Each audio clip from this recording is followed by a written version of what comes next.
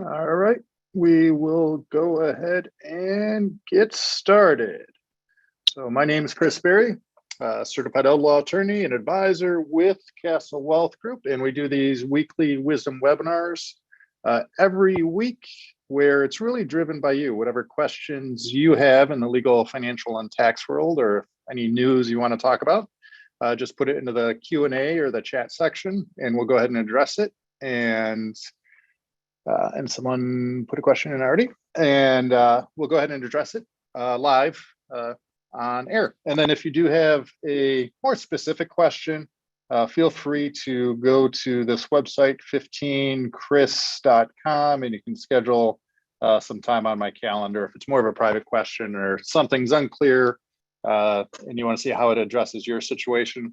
Or if I'm going, if something's unclear, just put it into the chat or the Q&A section. I'll make sure to address it. So I just had one question come in, plus we had one question ahead of time, which is a doozy. But before I get into the question, I always like start with a positive focus, something positive that's happened or is happening. And something I'm really excited for is that my family, my wife and kids, we're going up north this weekend. So we're going to Mackinac Island. We haven't been to Mackinac Island in a couple of years. So I'm pretty excited to go up there, and we might do something called geocaching. I don't know if you've ever, if you know what that is. It's basically an adult scavenger hunt, or kid scavenger hunt too, where people hide these little geocaches. This is something we got into in the middle of the pandemic. But there's an app where you plug in, it has your GPS, and people have hidden things kind of throughout different cities and on different trails and stuff. So we're pretty excited to go check out what geocaches we can find up on Mackinac Island. So that's my positive focus. I always like to start with something positive before we get going. And with that, we'll go ahead and get started. So this is a doozy, this question that was submitted. I appreciate this one, made me put on my thinking cap. And I'll go through it. And there's some things that we have to address. And always keep in mind, well, let's go through the question first. So can you offer any information on the pros and cons of a parent establishing a private annuity funded by the parent's after-tax assets? The adult children would be the beneficiaries. And for income tax purposes, amount of the original annuity, price, deposit, et cetera, would be reported to parent as a gift using a portion of the current $11 million exemption. Could this be a method an elderly parent might consider in order to remove after-tax assets from a parent's estate while still maintaining the estate tax-free character of the continuing annuity, blah, blah, blah, by understanding growth on the, okay. So always, and I get this, and I appreciate the question, but I always like to, what they're really talking about is a specific tool, okay? Or maybe strategy. And whenever I'm working with clients, the first thing we always focus on is what is the goal? Then we focus on the strategy. And then we pick the right tool. Too often people kind of do their own research and they're focusing, well, this tool sounds pretty cool. Should I apply it to my situation? Well, let's first figure out what are we really trying to accomplish at the end of the day, and then develop the strategy and then pick the right tool. Because that's going to really, we're not going to spin our wheels necessarily if we focus on starting with what the goal is. So always start with what is the goal, and then let's develop the strategy, and then let's pick the best tool. So this is kind of going backwards a little bit and looking at a private annuity. And there's different ways to structure this. This could be handled almost through like a contract between parents and kids. But there's a couple of issues that we have to kind of flesh out before we even get to whether that's the right tool. Because annuity, what basically, looking at annuity in its strict sense, what it is a straight income stream. Like Social Security is an annuity. If you look at it, annuity just as a pure and simple. It's not a fixed index annuity. It's just income for a period of time or for life. But really what I think the goal that we're trying to accomplish is estate tax planning. And also maybe providing for the kids now while alive versus just adult kids now while alive, so the kids can kind of see the value, or the parents can see the value while they're alive versus when they pass away. So I'm guessing that's kind of what the goals are. And so we need to understand just kind of how taxable buckets work. So we have these different taxable buckets, and I'll call this post-tax. I used to call this taxable, but let's call this post-tax. Let's call this tax deferred, or tax deferred. And let's call this tax-free, income tax-free.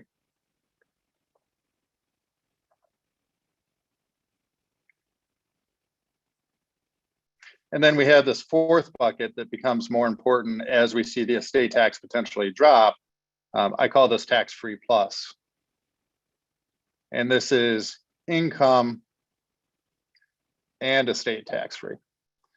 And this was, I really do appreciate this question. This is like a CELA exam or CFP exam question. There's a lot to it. So first, post-tax accounts are like checking, savings, brokerage accounts. Here, typically what you're going to be taxed on potentially is the gains. You might be taxed on any gains, okay? Tax deferred, you have things like your pre-tax IRAs, your 401ks. Here, you're taxed at ordinary income tax rates. So if you pull any money out, it's taxed at income tax rates. Then we have our tax-free bucket. This is like the common answer is the Roth. Also, we have cash value life insurance, 529s, health savings accounts. And then, so this is income tax-free, but these are not estate tax-free. So these still count towards your estate tax. And then in the tax-free bucket, we can always move IUL into a irrevocable life insurance trust. So we can move cash value life insurance into something that's estate tax-free. We can't do that with Roth. So this question is asking, okay, after-tax assets. So it's lumping a Roth in an after-tax asset. Understand that Roth is not after-tax or post-tax. A Roth is inside of this bucket. And what's important about the Roth is that it's a qualified account.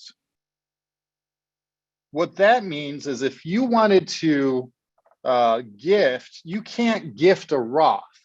You don't have the ability to gift a Roth. What you would have to do is you could gift cash value life insurance if you wanted to keep it tax-free, or you'd have to pull it out of the Roth to make a gift from this post-tax bucket. So understand that right off the bat, we cannot gift Roths, okay? Roths can pass to the next generation upon death, but you cannot gift a Roth. We could gift cash value life insurance. So that might be the tool that we want to look at using because it's something that is tax-free. So we've kind of checked this, and it can provide a benefit for the kids. And again, we've been talking a lot about like cash value life insurance. It's really become an important tool because it gets us around a lot of these income tax and estate tax issues. As we see income taxes going up and estate taxes or the estate tax exemption coming down, that's where cash value life insurance really can play a role. And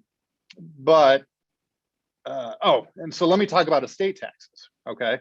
So right now, estate taxes, and I'll just keep it at a single individual, and this person's obviously done their research, because it's $11 million exemption adjusted for inflation, and that's gonna put us right now at about $11.7 million, meaning if you die with less than $11.7 million in kind of these types of accounts here, then you owe zero estate tax. If you die as an individual with more than that, then this is going to get taxed at 40%. Okay.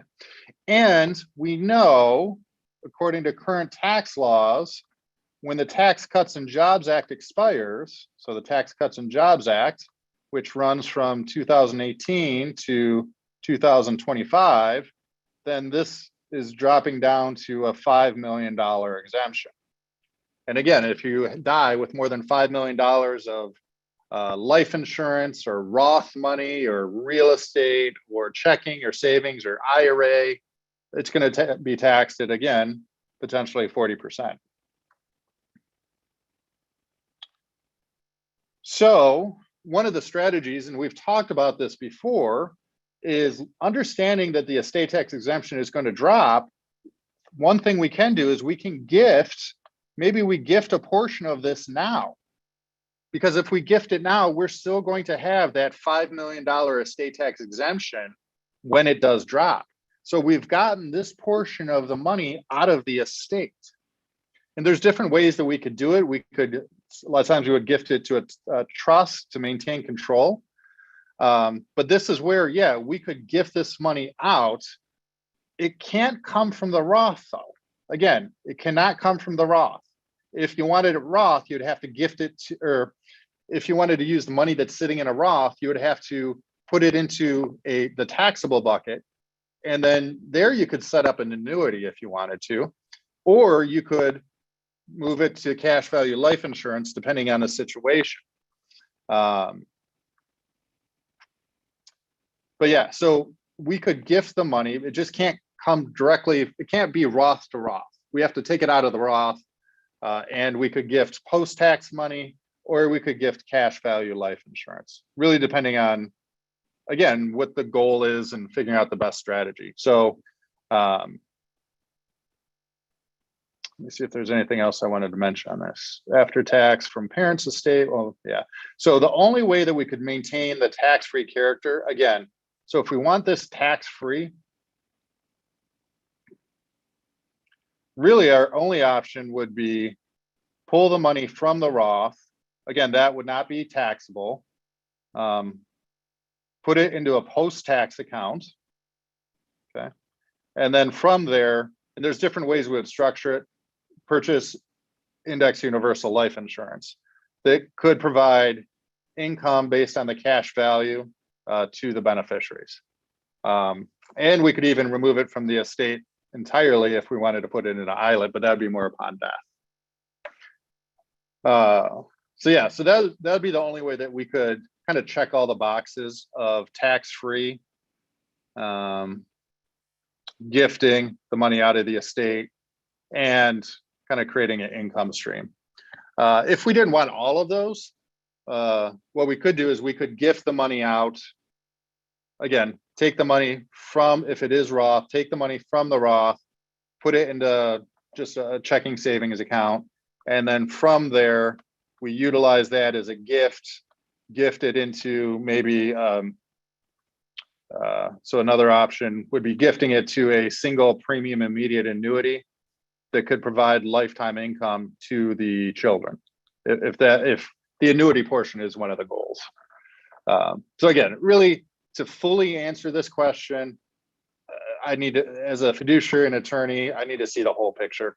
And we'd start with really what is the underlying goals, and then let's develop the best strategies to help achieve the goals. And only then would we pick the tools. So as this question was originally laid out, it's just not going to work. You can't take Roth money and gift Roth money. It's just, it just won't work. So we need to figure out kind of some other tools to use depending on what the goals were. But that said, this was a great question. I had to put it on my thinking cap. So that's always fun. And that's why I love doing these weekly wisdom webinars. Our questions we get aren't always this complicated.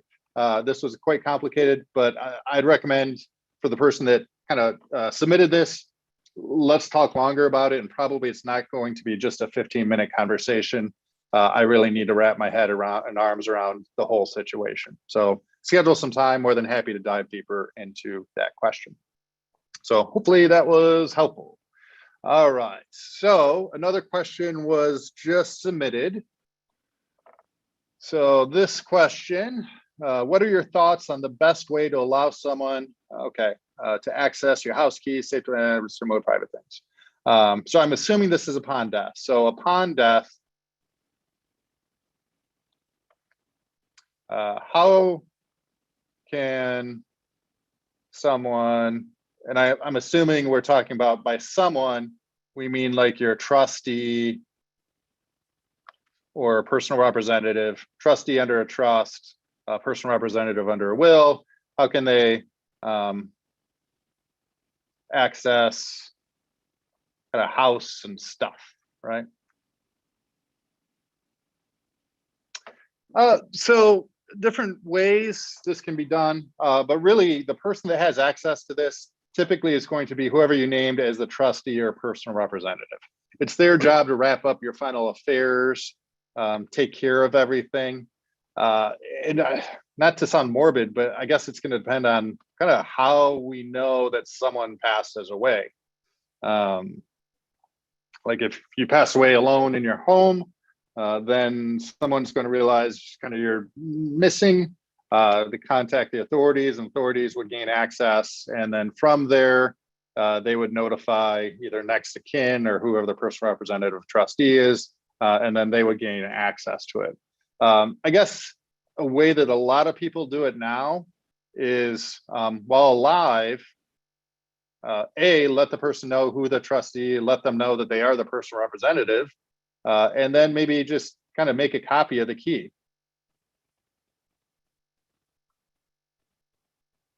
For the house, you could add them to the safety deposit box. Because obviously, if you've appointed them, it's someone you trust. So that's probably what I would recommend. And then also the important thing, make sure that person knows where the estate plan is, or make sure they have a copy of it. And what I'm talking about is the trust, the will, financial power of attorney, and medical power of attorney. And probably right away, while you're still alive, they should have copies of these, at least at the very least. There's nothing confidential or anything in those documents. And so God forbid you have a stroke or you get in a car accident, you want to make sure they have access to those right away versus having to try to track them down in your house or something like that. So hopefully that was helpful. All right. So that was the 2 questions I had submitted, or that had been submitted. So if you do have any questions in the legal, financial, tax world, please submit them now. And we'll give everyone a minute to do that. But yeah, and then just continuing the thought on this and where we see things are going. Again, estate taxes are really a big issue these days. So we know that the state tax exemption is dropping from 11 to 5. And then we have President Biden's proposal that's talking about dropping this even further to 3.5 million. With, again, anything greater than that is going to get taxed at about 40%. And then the other thing that we see with President Biden's proposal is that anything that's in this bucket, if you have more than $1 million here, and we'll count real estate in here too, you're going to lose potentially step up in basis, where now the kids that inherit this are going to have to pay the tax on all the capital gains they inherit. So again, one of the biggest risks and biggest opportunities we're seeing is just the idea of, we want to take money out of here. So this is the first bucket that we're pulling money from. This is the second bucket. And then this is the third. And then if we know we're not going to spend all our money, then we want to put money into this estate tax free bucket. Here's another question just came in. If you recently found out you have life insurance, how do I raise the value through the company? Well, if you have life insurance and you want more life insurance, so the question is, so let's say you have existing life insurance already, but you want to raise the value. I guess it depends on the type of policy, but typically, once you went through underwriting and got that initial life insurance policy, you can't add more normally what you would have to do is you'd have to go through underwriting again. So you'd have to either, if you really like that policy, go through underwriting. Maybe they'll let you add more depending on how the policy is set up. Or what you would do is just go through, get a new policy and go through underwriting again.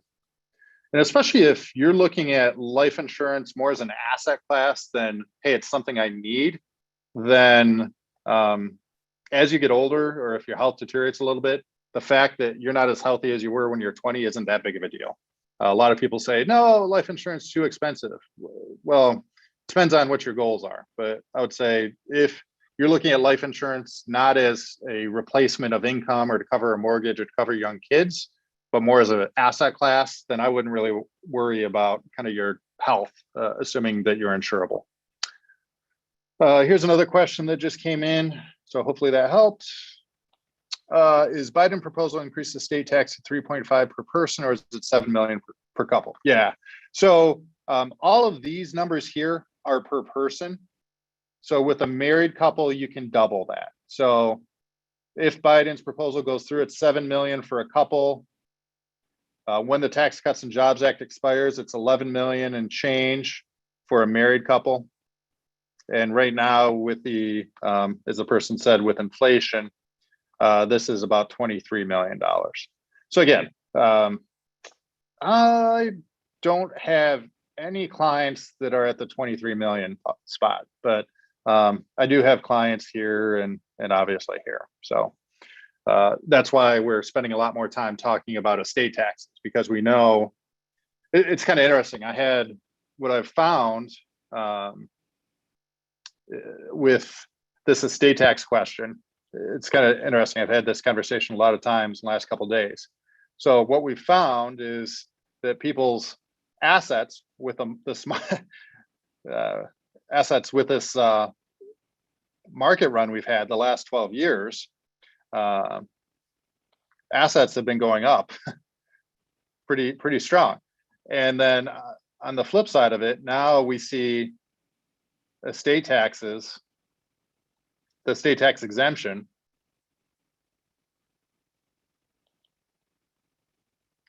is going down.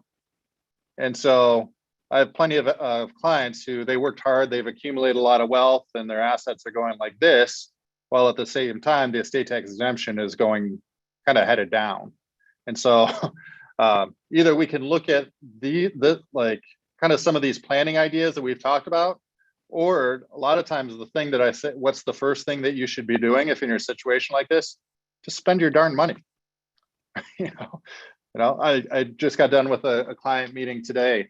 A wonderful woman, and she has more money than she says. She's flying down to Florida and like kind of regular seats. I'm like, go first class, you know, like you have more money than you're going to end up to than you need.